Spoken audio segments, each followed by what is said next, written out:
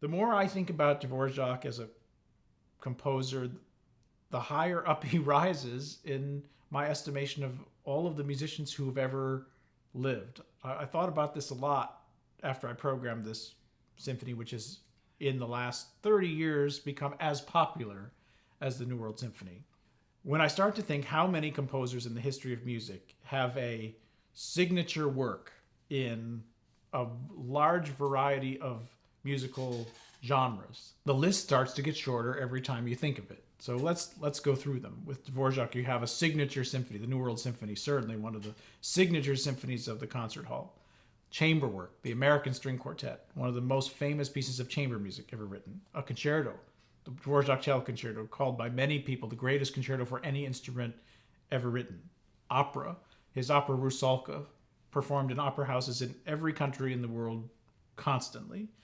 Sacred music, his Stabat Mater and his Requiem, still performed widely today. And I could go on to tone poems and other things. And in each of these categories of music, he has at least one very, very famous work. The Eighth Symphony, it's just so packed with fantastically beautiful musical material. Every bar of it is enough to make you smile. And I think that's why it's irresistible to orchestras to program and for audiences to listen to. And so it's important for our musicians to be exposed to a work like this, which is not only so easy to like, but is so very, very famous.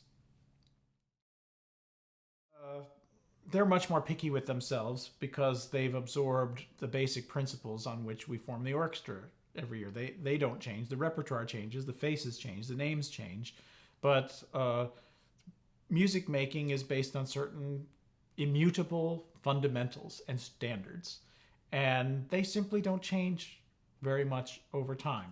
One has to take pride in understanding when genuine precision is necessary and the process by which one trains oneself to be ready to achieve it.